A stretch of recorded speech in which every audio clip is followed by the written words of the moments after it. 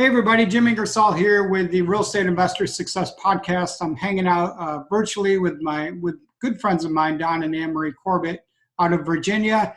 And I've had the pleasure of doing some travel with this couple to Cuba and other places, and always have a good time. They're genuinely just great folks, and they've been flipping a lot, and we're going to dig into wholesaling today because they're shifting that direction, which is smart.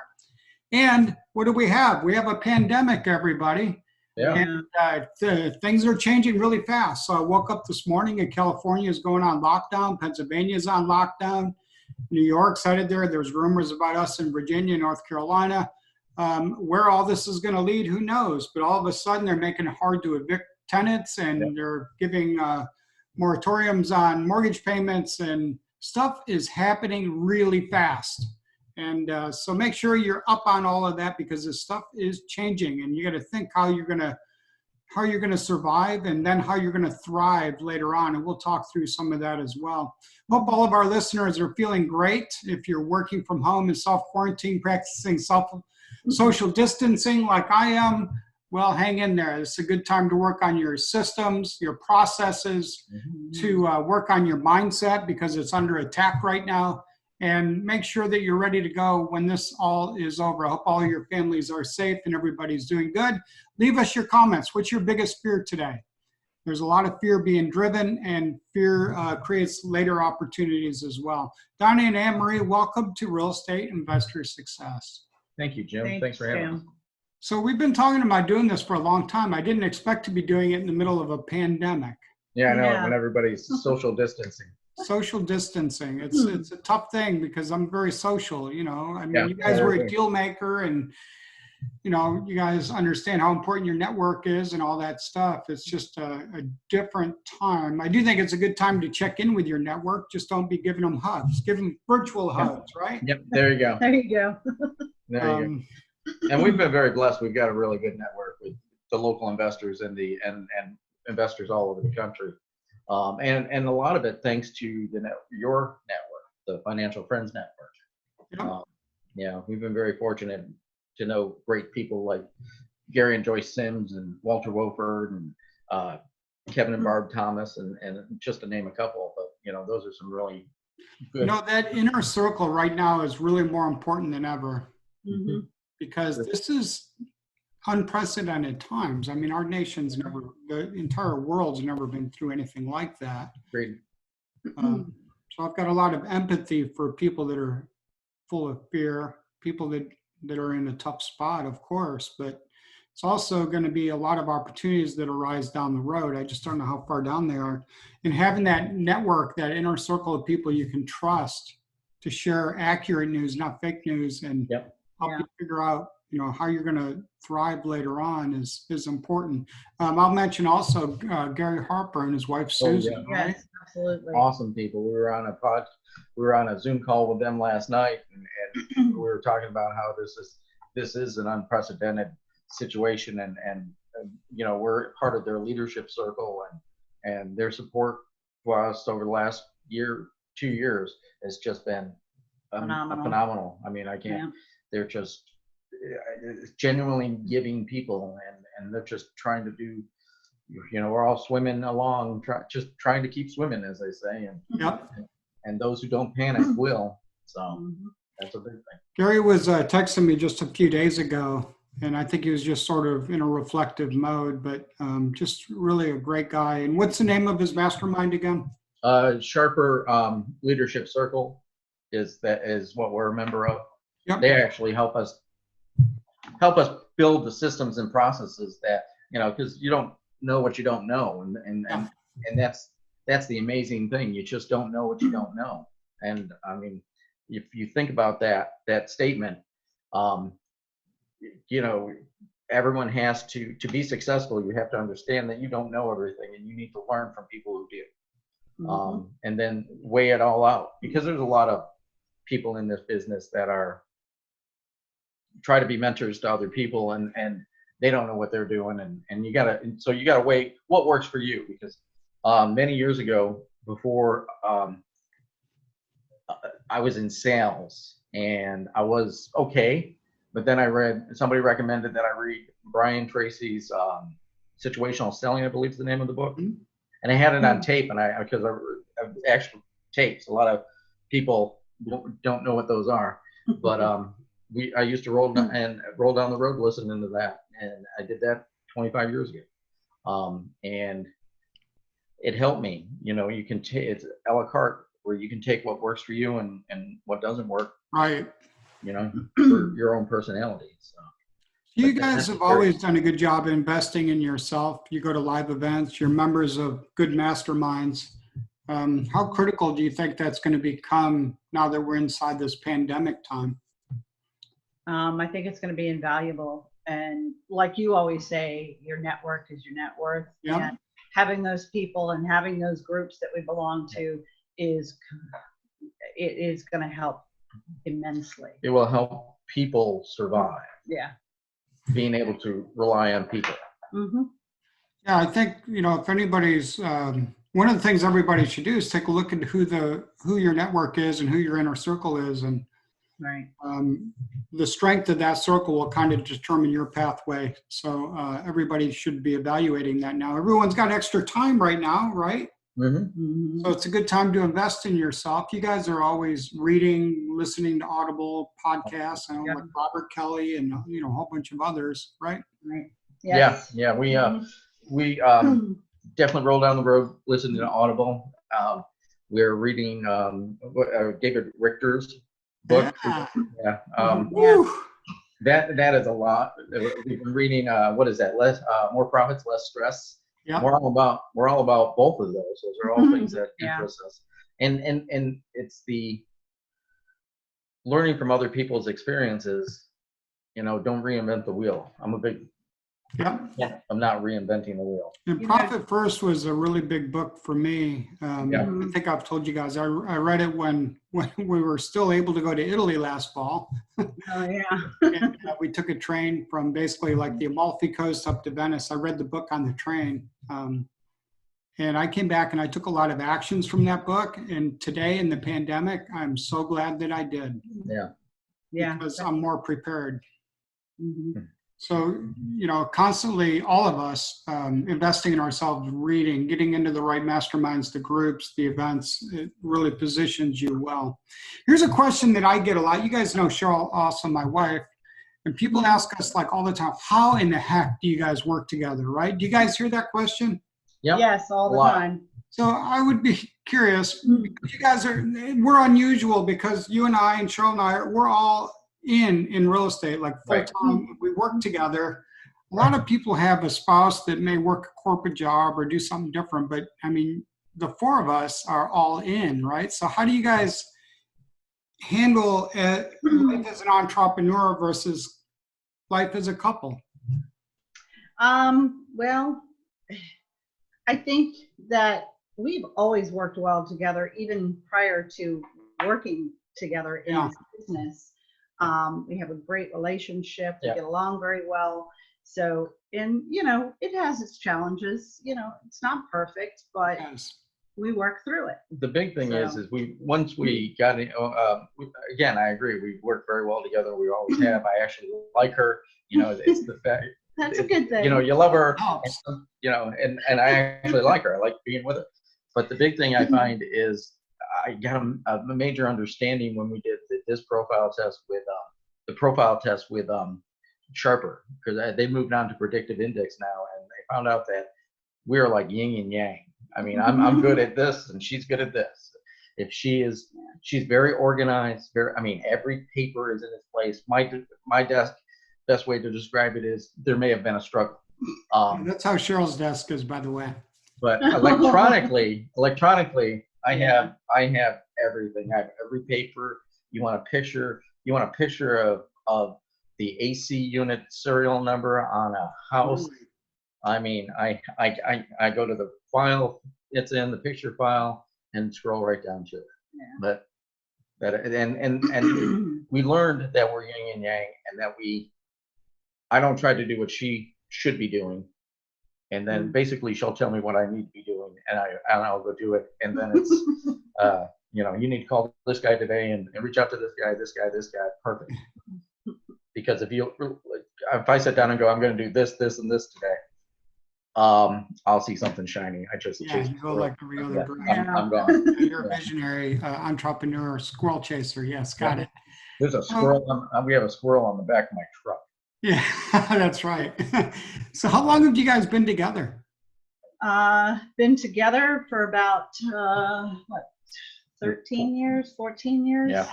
We've known each other, however, since 1984. Yep. Wow. We met just after graduating high school. Yep. So, yeah. And where did you guys meet back in '84? In St. Pete. Florida. St. Pete, Florida. Really? I had no idea. Mhm. Yeah.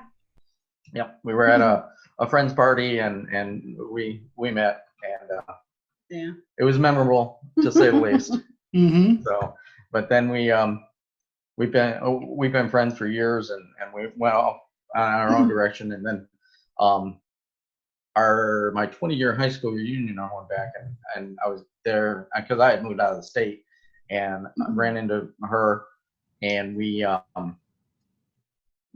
just got to know each other again, and Yeah. things were going in our lives, and she moved up here, and I think in 2007, and we bought a house in May of 2008 and got married in the backyard in 2008. So That's awesome. And what did you do back then, Don? I was an auto mechanic. I spent 30 years turning wrenches, doing electrical work. I worked all over. I mean, I've worked in independent garages. I worked at a dealership for a while, and I used to do crazy electrical work, and anything that needed to be done on cars, I can do. I can sell anything on automotive service. And my big thing even back then was giving people the information, because a lot of people just like, I don't know. Yeah. And I'm just like, no. I'm not asking you for money without you. My job is to give you the information, explain the information, educate them, so you can decide what you want to do. You think that's helped you in buying houses direct from sellers? Oh, yeah. Amazingly, because I tell people, don't sell me your house. Yeah. You can do more if you put it on the market. Do this and this, put it on the market, and they take it as a challenge. It's like, I'm going to sell you this. I just want to go with you. And I mean, it's so you give, and I do the same thing. So I think it's good to give people the right to say no. Yeah, Oh, I agree. Definitely. And I've walked away from deals, and I didn't buy the house. They've done what I said, and then I've bought houses that they've referred people. Those people refer me to other people that I can help, because this is a beautiful house. You need to go to a realtor. So. And sometimes we walk into them, and we had one up in Ruther Glen. The lady had a beautiful house. It was a beautiful house, and I told her, don't sell it to me, because put it on the market. It's worth $200,000, all fixed up. Dump it for 150, 155. She said, I just want out. What do you want? If I could get 85 or 90, I'll take it. Wow. So we gave her 90. We gave her 90, put 14 into it, including hard money costs, and sold it for 200. Yeah. Wow. In like 8 Easy weeks. money. Easy money. Yeah, that was really awesome. So I know we're in a pandemic and like partial shutdown, social distancing thing now, but like a couple of weeks back, like how many appointments with sellers do you guys typically take in a week? We were taking probably around 1 to 3 a week. We had slowed down because we're working on some flips. So we kind of backed off. Yeah. A lot. Yeah. Yeah. So. But we're trying now to reach out to 10 people a day, just to, it's a numbers game. Yes. It's a numbers game. The more people you reach out to, I mean, the more chances you'll have to buy. Yeah. I mean, I am notorious for giving out my car. Do you know Jack Knapp? Yeah. He laughs at me because I'll be places and I hand out a business We card. were laughing about it on the cruise because Ferguson told me to go over and ask you for one. Yeah. Because he didn't have one. Remember that? Yeah. When we were in Cuba. Yeah. So I want to talk about like, how do you prepare to go meet a seller? Like how do you handle it on the phone? Then how do you get ready? And then what do you do when you get there? That'll help some people. Well, as far as the phone, we've got people answering the phone for us at this point. So they handle the preliminary call. But then you call back. And which of you guys calls? Usually me, I'll call Uh-huh. back and just confirm the appointment and answer any questions they might have at that time. And then from there, we go out on the appointment, and then that's where Don takes over, because he's really good with, talking to the seller and things like that. All you gotta do is educate them. So how Right. does that usually go? You walk up, you ring the doorbell, and then how do you build rapport and Well, or first thing, you talk about price later on? yeah, we don't even begin to talk about price. Oh, no. Everybody's like, hey, let me show you the house. I'm like, no, let's sit down and talk about your situation. Yeah. You know, I appreciate you inviting us out to take a look at your house. Yeah. Very casual. And we sit down and it's like, why are you trying to sell your house? And then for some reason, people just start telling me everything. They will tell every single detail of their lives to Don. It's amazing. and we'll sit down and we'll talk and we'll find out what their situation is. And I mean, whether it be the fact that they just can't take care of the property or it's too much to take care of. Their husband or their spouse passed away. They're looking to move out of state. And then it just goes from there. We just start a conversation and Start with being a good listener, you think? yeah. I can start with being a good listener. Our big thing is we're not there to buy a house. We're there to help the people. Yep. And if we can make a deal, we'll make a deal. I just have no preconceptions about buying a house. And so how long does that conversation typically take? Is it 15 minutes, 45 minutes, or is it vary? we will be in there from generally no less than an hour. Yeah.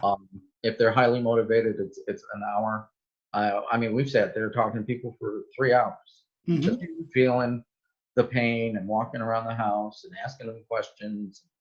And the more you hear what they have to say, the more information you have, and you listen not to respond, but to understand their situation. Yeah.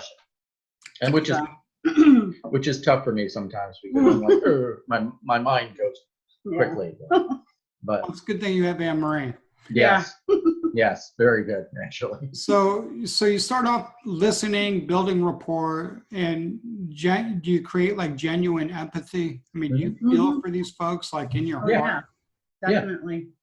Because just like a greedy real estate investor. I mean, you love people, right? Yeah. Right. Yeah. It's never about, and even for the seller, it's never about the money or the house. It's their pain that they're feeling in the situation. So that's why we try to determine with those conversations and listening to what they're saying, finding out what the pain is and solving that problem, not how much money are we going to give them or how much money do they want. It's finding what their pain is and solving their problem. We're here to help them solve a problem, not just buy a house. Right. So and that seems to work very well. So you're doing that like two, 3 times a week. And it's, how do you get ready for walking in the door? Do you pull comps? Do you bring them with you? Yeah. She handles all that. She pulls all the comps and all that. And then we'll have those with us. We'll have a file. We'll have as much information as we can get before we go. We drive through the neighborhood to verify that it's the condition of the neighborhood. And the condition of the house compared to the rest of the neighborhood. Yeah, drive the comps and see what they look like compared to the property we're going to look at, things like that. So So you're prepared pretty thoroughly when you walk in. Oh yeah. You have an idea what you're going to offer before you walk in? Well, we know what the house is worth all fixed up, and then it's a simple math problem for us after that. I mean, I know the max we can do. Sometimes we'll ask for some owner financing. If they can do that for us, then that actually will put more money in the long run into their pocket because I don't have to pay hard money costs on a property or other costs on a property. And they understand that because a lot of people, particularly older folks, they're not necessarily looking for a big chunk of money. They're looking for they'd be very happy with monthly installments. Right. And we find that very handy. I always like to say, like, if it's free and clear, like, what are you going to do with all that money? Yeah. Good question to ask, because you can create deals different ways, lots of ways to slice them up, as you're aware. Yeah. Oh, yeah. So what would you give as like a tip for a young investor, a young wholesaler getting started that's kind of nervous about that process of meeting a motivated seller and getting them to the point they can sign a contract? Have any tips? Well, just remember, it's a conversation. All you're doing is having a conversation with another person. It's not about buying the house. It's not about the money and all that. It's simply going in and having a conversation with someone and helping them. You're there to help them. You're not there Solve the problem. you're there to help them. You're there to solve the problem. It's not about buying the house. Yeah. And if you go in with that attitude, you'll get more deals that way. And the big thing is, particularly when you're a less experienced investor, they need to listen to podcasts like yours. Yeah, that's a really good one. Yeah. Because I can't tell you how many podcasts. Jason Morales. Yeah. Yeah, I met him down at Walters last September or something. Yeah. And I had listened to his, and I just love the way he was buying houses. And we're trying to do that model with some of our houses down, particularly down in Petersburg. And you know, I listened to all of your podcasts, and you know, they just have to do it. The faster you do 100 face-to-faces with people, the better off. The quicker you. I mean, if you do 100 face-to-faces in 100 days, you'll be good at it. That's a challenge. I want to know one of my listeners are taking that challenge. You know, when we're not in pandemic mode and I'm really busy trying to ramp stuff up, I try to make an offer a day, one offer every day. Yeah. That's a good challenge. I appreciate that. And I like the challenge of contacting at least 10 people a day. So if you contact 10 people a day and position yourself to make an offer a day, you will create deal flow, and then you can wholesale, flip, rent, right?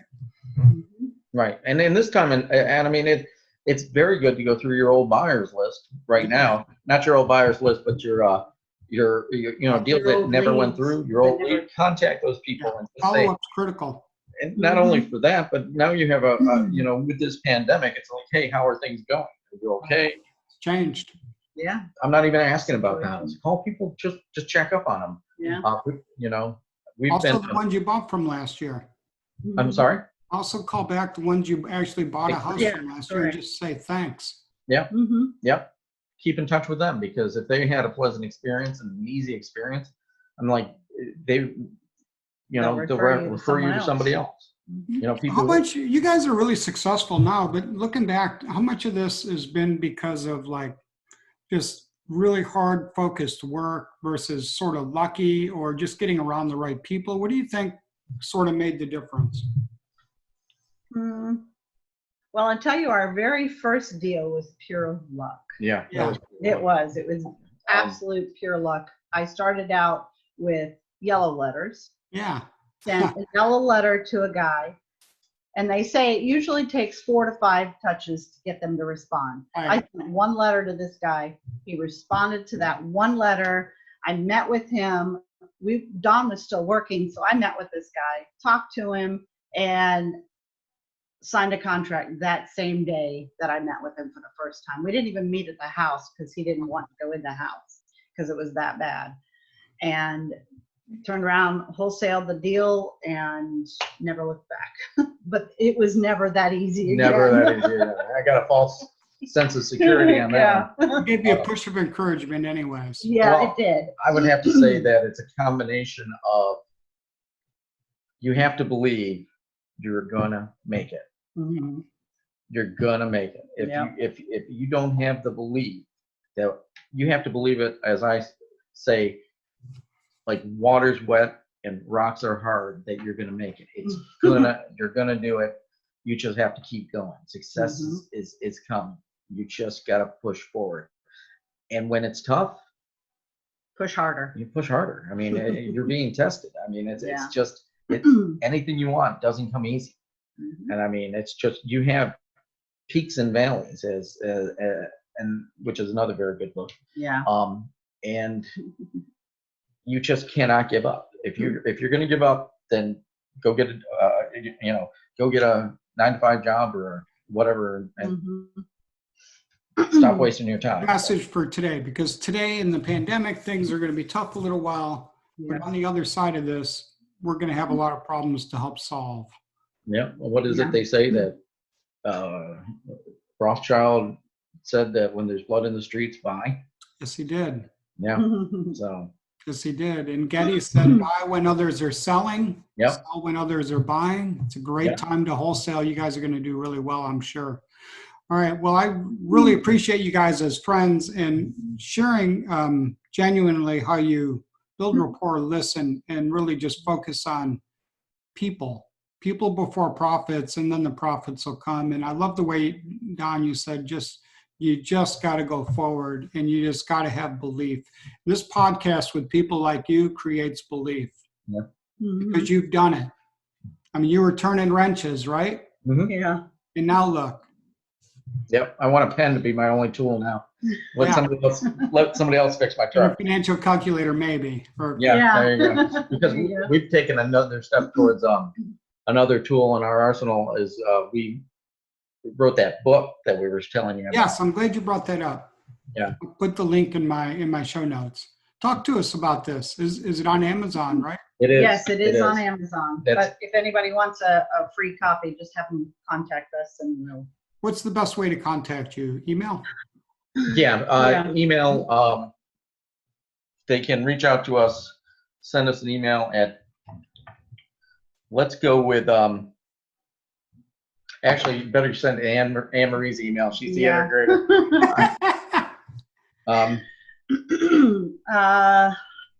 Use a Gmail. Yeah, use a Gmail account. That's a good idea. Yeah, AMC11237673 @gmail.com. Love it. All right, we'll put that in the show notes. Reach out to me and Amazon. we'll get them a copy. The person on the book is actually Anne Marie's dad. Show us again. This book is to help seniors and their adult children figure out how to transition from their homes to a home, whether it be an assisted living or a nursing home, where my dad is at right now, because the struggle that we went through, sorry. Yeah. Okay, it's real. Was really tough with my dad. And I don't want anybody else to have to go through that situation without the tools necessary to understand what it takes to take someone from their home and put them into an assisted living or nursing home, whatever it may be. Or even the ability, the book gives them the ability to figure out what they need to do to their house to stay longer in the house they have. So So it covers all of the different scenarios as to whether you stay in the home, you go to an assisted living, or if it's nursing home. And it not only helps the seniors, but it helps their adult children navigate through this. And we plan to shortly start some seminars on it as well. Right. So. Now, I appreciate your sharing that. You know, my parents are in their late 80s and living in homes. And my parents just yesterday celebrated their 65th wedding anniversary. Wow. Awesome. Married in 1955. But it's a lot of work for my dad at this point, taking care of my mom. He's and so I'm really, that is a great book, and everyone should pick up a copy for sure. You get it on Amazon or just email Anne-Marie with the email down below, everybody. Any final words of encouragement on how to get through this pandemic, guys? What do you think? Stay strong. Stay strong. I love that. USA strong. Fear take over. Yeah, don't keep a level head, because I tell you what, those who don't run are going to be able to make money, and I mean, come out of it. No fear. Don't fear. Don't fear it. I think it's good. It's a good time to focus on first being with your families, enjoying the extra time with your spouse. maybe check out if your neighbors have some needs, you can pick up groceries for them or whatever, and then focus on giving more than receiving right now if you're able to, and focus on gratitude every day because it'll help you guys keep your mind strong as you focus on other people rather than yourself. So great. I appreciate you sharing that. Guys, you're great friends. I really appreciate this really genuine talk today, and thanks for the tips on how to work with motivated sellers as well. Well, thank you. Jim. Thanks for having us, Jim. All right. Thanks everybody for tuning in. Thanks for everybody who shares this content, leaves us comments, all that stuff, encourages us. The iTunes reviews, we've got some new ones lately. Thank you for those. And I hope everyone is doing really well and is preparing yourself and your mind for what's going to come next in our world. Thanks everybody for tuning in.